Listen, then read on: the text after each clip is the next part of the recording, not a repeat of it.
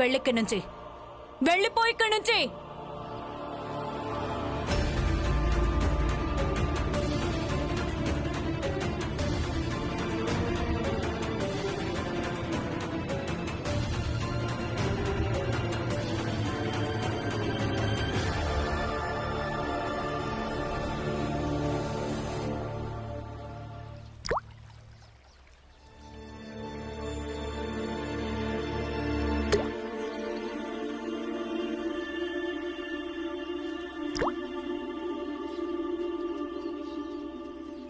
బాలా అన్నయ్య, మీరు కర్ర తీసుకుని నాకు బుద్ధి చెప్పడం గురించి మాట్లాడతారని విన్నాను. పొరపాటును కూడా నా మీద కర్ర ప్రయోగించకండి. లేదంటే భీమ్ ఎప్పుడు మర్యాదపూర్వకంగానే ఉంటాడు కావచ్చు, కానీ నేను అలా ఉండను. కర్రకు బదులు కర్ర ప్రయోగించడం నాకు కూడా వచ్చు. అలాగా? ఆనందన్నయ్య,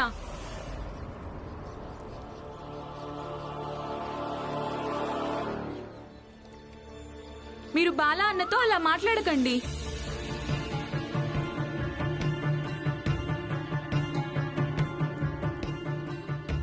ఏంటి భీమ్, కర్రెందుకు ప్రయోగిస్తాను? కానీ బాలా అన్నయ్యను భయపెట్టడం చాలా అవసరం. లేదంటే బాలా అన్నయ్య ఏ సంస్కారాన్ని కూడా పాటించడు. భీమ్, నువ్వు నిశ్చింతగా ఉండు. నేను ప్రాణాలతో ఉన్నంత వరకు, అంతవరకు నీకు లేదా నాన్నకు నా గురించి ఎప్పుడూ బాధపడే అవకాశం ఇవ్వను.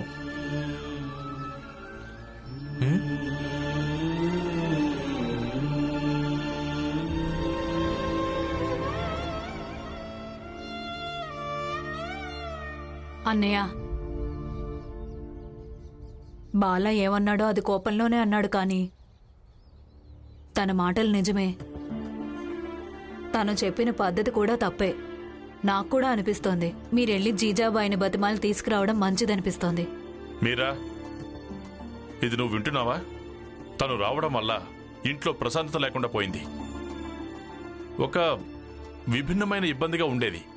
ఇబ్బంది ఎలాగో ఉంటుంది, ఎవరు ఉన్నా లేకున్నా. కానీ మీరు జీజాబాయిని పెళ్లి చేసుకున్నారు. మరి జీజాబాయి విషయంలో మీకు బాధ్యత అనేది ఉంటుంది కదా. తనిప్పుడు ఎక్కడుందో ఏమో. ముంబైలో ఉండొచ్చు నాన్న, వాళ్ళ నాన్నింట్లో. ఈ భీమ్ పుట్టినరోజు విషయంలో చిరాకు పడి మీ రెండో భార్య వెళ్లిపోయింది. కొడుకు వెళ్ళగొట్టాడని ఇప్పటికీ అందరూ దెప్పి పడుస్తున్నారు.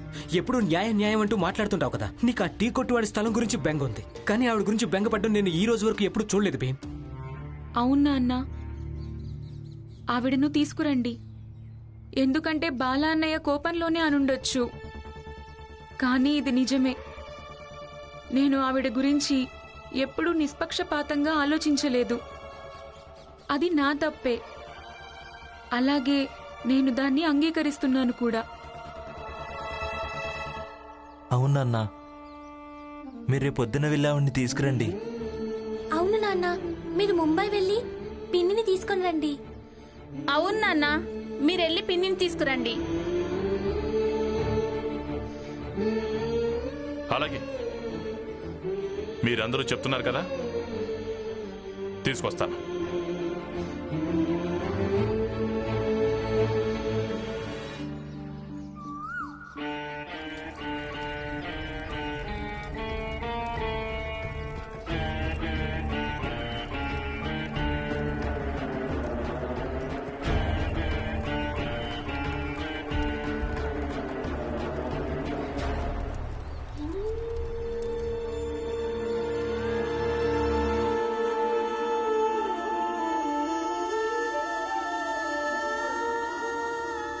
ఈ మోసగాళ్ళని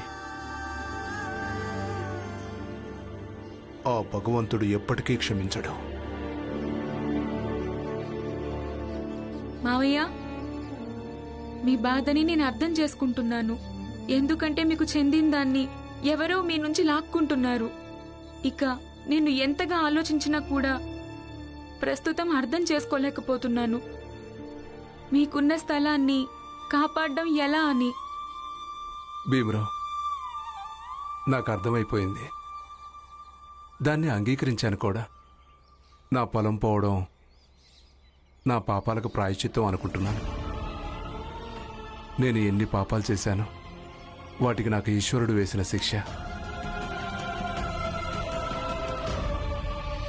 పూజ సంపూర్ణమైంది.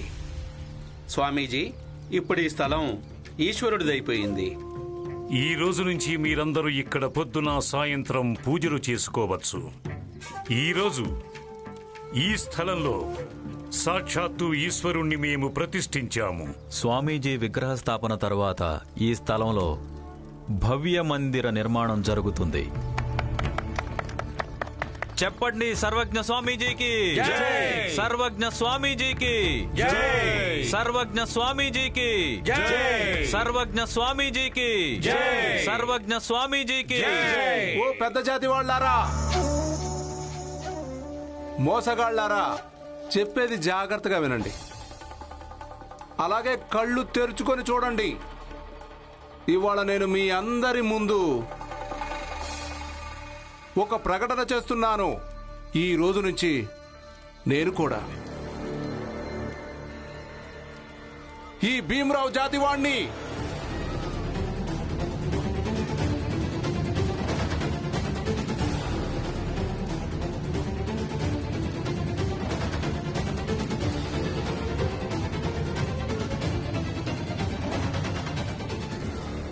మీరందరూ ఎంత ద్వేషం ఈ భీమరావు మీద, ఇతని జాతి మీద చూపిస్తున్నారో అంతే ద్వేషాన్ని నా మీద కూడా చూపించండి. నీ బుద్ధి భ్రష్టు పట్టిపోయింది మంగేష్. ఇక జరిగిందేదో జరిగిపోయింది స్వామీజీ. ఈ రోజు నుంచి నేను ఈ భీమరావు జాతివాణ్ణి అయిపోయాను. మూర్ఖుడా, మేము నీ చేతుల్ని ఎందుకు కట్టేసి ఉంచామంటే ఆ ఈశ్వరుడు నీ మీద దయ చూపాలని, అలాగే నువ్వు చేసిన పాపాలకు నిన్ను క్షమించాలని. కానీ నువ్వు ఇంతలా దిగజారిపోతావని బహుశా ఆ ఈశ్వరుడు కూడా అనుకోలేదేమో. అప్పుడు ఈ బంధనాలకు అర్థం కూడా లేదు. కావాలంటే నువ్వు నీ కట్లు విప్పించుకోవచ్చు, కానీ ఒక్కటి, నువ్వు నీ ఇంటికి వెళ్ళటానికి వీల్లేదు. అంతకుముందు ఇది కూడా నువ్వు అర్థం చేసుకోవాలి. అసలు నువ్వు చేసిన ఇంత నీచపు పనికి మీ ఇంట్లో వాళ్ళు నిన్ను క్షమించగలరా లేదా అని. ఒకవేళ వాళ్ళు నిన్ను క్షమించారంటే అప్పుడు నీతో పాటు నీ కుటుంబ సభ్యులు కూడా ఇదే భీమరావు పక్కింటి వాళ్లుగా మారాల్సి ఉంటుంది. ఇప్పుడు కేవలం నీ స్థలమే పోయింది. ఇప్పుడు నీ ఇల్లు కూడా పోతుందనిపిస్తోంది. ఇది కేవలం నువ్వు చేసిన తప్పిదం వల్లే. స్వామీజీ, మీరొక మోసగాడైన స్వామీజీ. మీరు ఈశ్వరుడు కాదు. నేను ఎవరినో నాకు బాగా తెలుసు. వీళ్ళందరికీ ఇంకా బాగా తెలుసు. నేను సర్వజ్ఞుణ్ణి, సర్వజ్ఞ స్వామీజీని.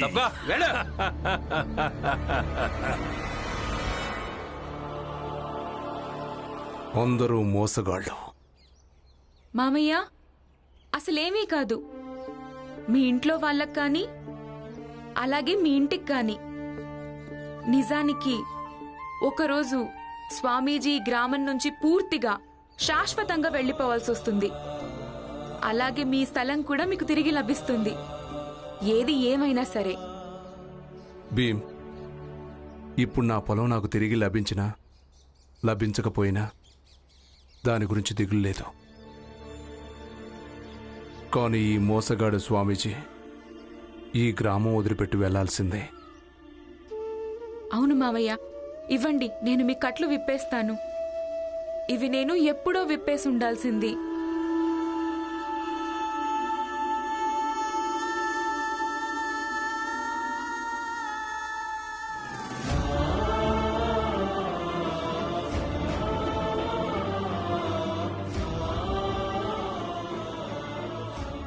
ధైర్యంగా ఉండండి, నేను మీ తోడున్నాను. అయినా మనది తప్పు కానప్పుడు ఇక మనం ఈ పోరాటాన్ని ఎందుకు ఆపాలి? అయినా మీకు చాలా అన్యాయం జరుగుతుంది. ఇక నేనలా జరగనివ్వను.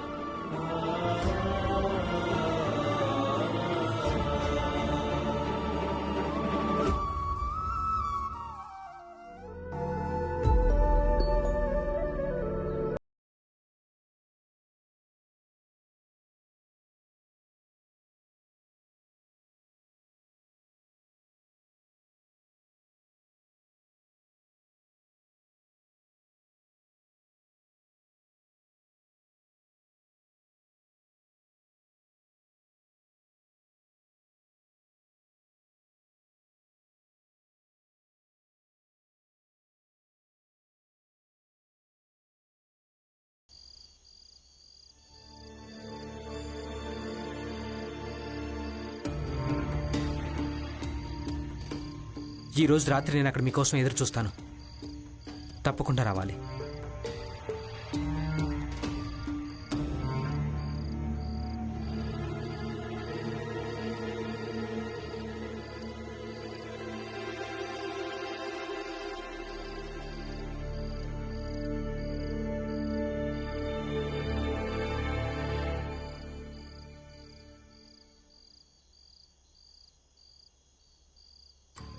ఒకవేళ ఈరోజు రాత్రి నేను మళ్ళీ ఇంటికి రాకుంటే మీరు సమాజం భయంతో ఇంట్లోనే కూర్చుంటారా, లేక నన్ను వెతకడం కోసం బయటకు వస్తారా? చెప్పండి.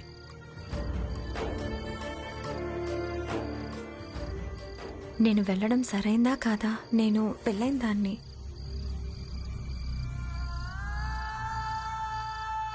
వెళ్తాను. ఒక్కసారి కలవడంలో తప్పే ఉంది.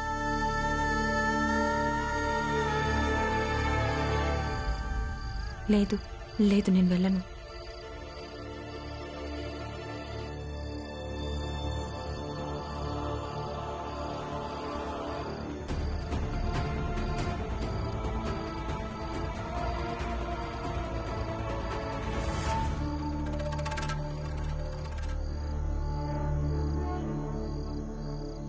నువ్వెక్కడికి వెళ్తున్నావో నాకు తెలుసు. ఈరోజు నిన్ను ప్రత్యక్షంగా పట్టుకుంటాను.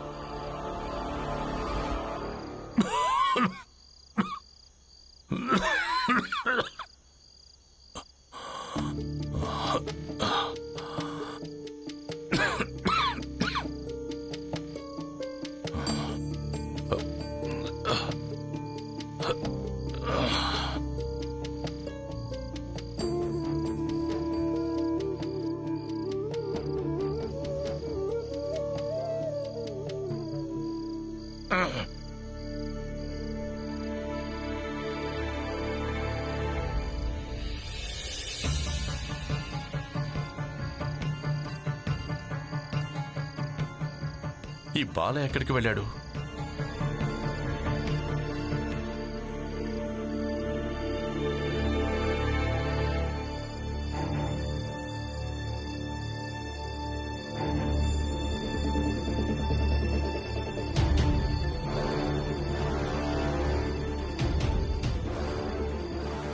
ఈరోజు బాలాకి చెప్పేస్తాను నన్ను నిస్సహాయురాల్ని చెయ్యొద్దని. ఇలా పట్టుబడ్డం వల్ల నేను రోజు రాలేనని. ఇంట్లో నా భర్త ఉన్నాడు. ఒకవేళ తనకు అనుమానం వచ్చిందంటే మంచిది కాదు, నాకు మంచిది కాదు, బాలకు మంచిది కాదు.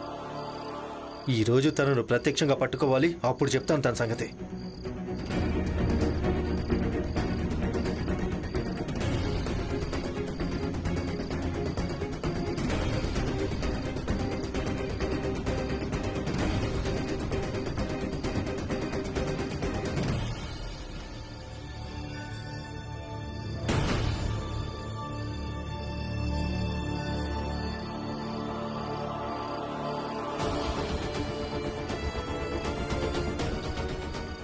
ఈ బాల ఇంత రాత్రి ఎక్కడికి వెళ్తున్నాడు?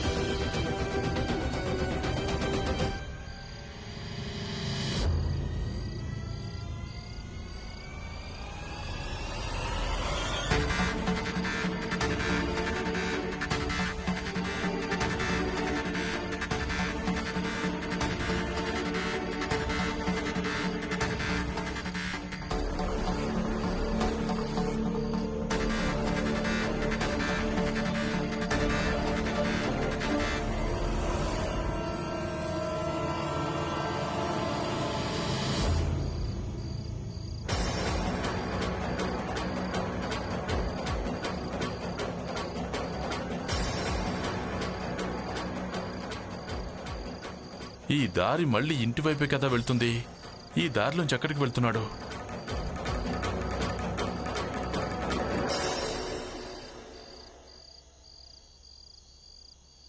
బాలా నా కోసం ఇక్కడే కూర్చొని ఎదురు చూస్తానని చెప్పాడు కదా, కానీ తను ఇక్కడికి రానేలేదు.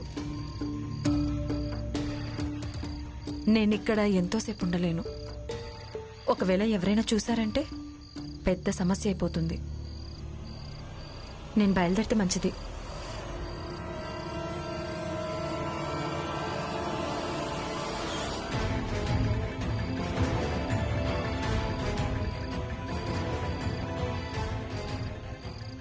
ఇంత రాత్రి నువ్వు ఇక్కడేం చేయడానికి వచ్చావు?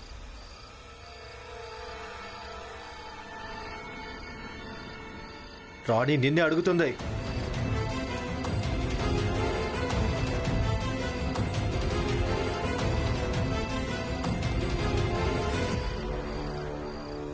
నేను నిన్నే అడుగుతున్నాను. ఇక నువ్వు ఆకులు తెంచుతున్నావా? నన్ను మూర్ఖుడు అనుకుంటున్నావా ఏంటి?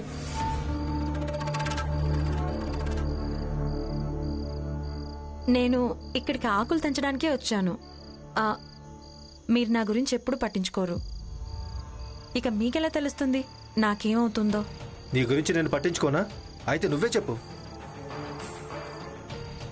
నాకు కడుపులో ఇంకా నడుము చాలా నొప్పిగా ఉంది. ఎక్కడో విన్నాను, ఒకవేళ ఈ ఆకులను నెయ్యిలో వేడి చేసి పెట్టుకుంటే నొప్పి తగ్గుతుందంట. అందుకే వీటి కోసం వచ్చాను. నొప్పెడుతుంటే నాకెందుకు చెప్పలేదు? నేనేమైనా అంతర్యామినా అన్నీ తెలుసుకోవడానికి? అంతర్యామి కాదు, కానీ భర్తవే కదా. అప్పుడప్పుడు భర్త కూడా తన భార్యను అడగటం మంచిది. ప్రతిసారి భార్య చెప్పుకోలేదు. ఆయన అడగకపోయినా నాకు ఎలాగూ మీకేదైనా చెప్పాలంటేనే భయమేస్తోంది. తెలీదు మీరు ఏ విషయం గురించి తిట్టడం మొదలెడతారో లేదా కొట్టడం మొదలెడతారో.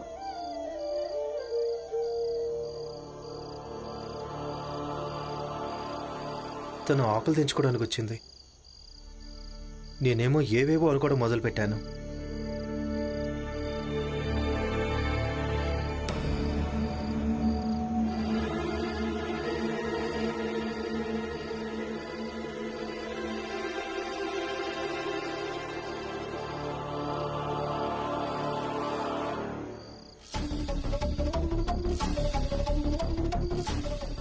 నాకు అకారణంగా అనుమానం వచ్చింది.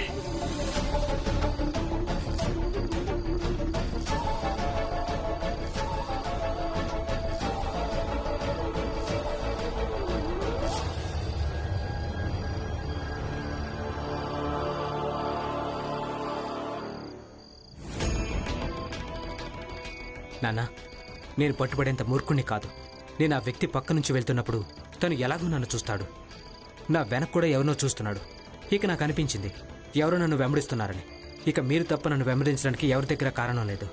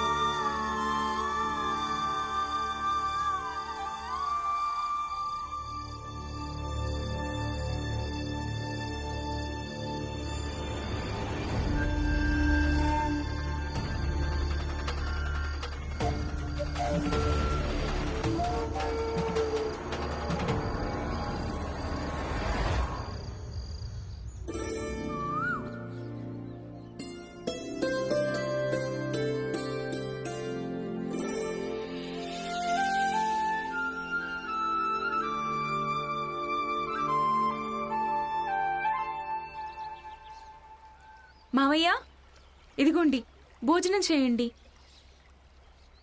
అలాగే టీ కూడా తాగండి. భీమ్రావ్, మీ ఇద్దరు నా గురించి అంతగా బెంగపడొద్దు. తెలుసు కదా, ఒకవేళ స్వామీజీ లేదా వాళ్ళ మనుషులు ఎవరైనా మిమ్మల్ని నాతో పాటు చూశారంటే గనక మిమ్మల్ని కూడా ఇబ్బంది పెడతారు. మావయ్య, మీరే చెప్పారు కదా, మీరు ఇంకా మేము ఒక్కటే అని. మీ గురించి బెంగపడటం, మీ గురించి ఆలోచించడం మా కర్తవ్యం. అలాగే మా నాన్న చెప్తుంటాడు, ఒకరి ఆకలి, దాహం, అలాగే నివాసం గురించి బెంగపడటం ఒకరి బాగోగులు చూడడంలో మొదటి షరతని. అందుకే మీరు ఈ భోజనం చేయండి, అలాగే ఈ టీ కూడా తాగండి. మీరిద్దరూ ఎందుకు అర్థం చేసుకోవడం లేదు? మావయ్య, ఇదిగోండి తినండి. అలాగే ఈ టీ తీసుకోండి మావయ్య.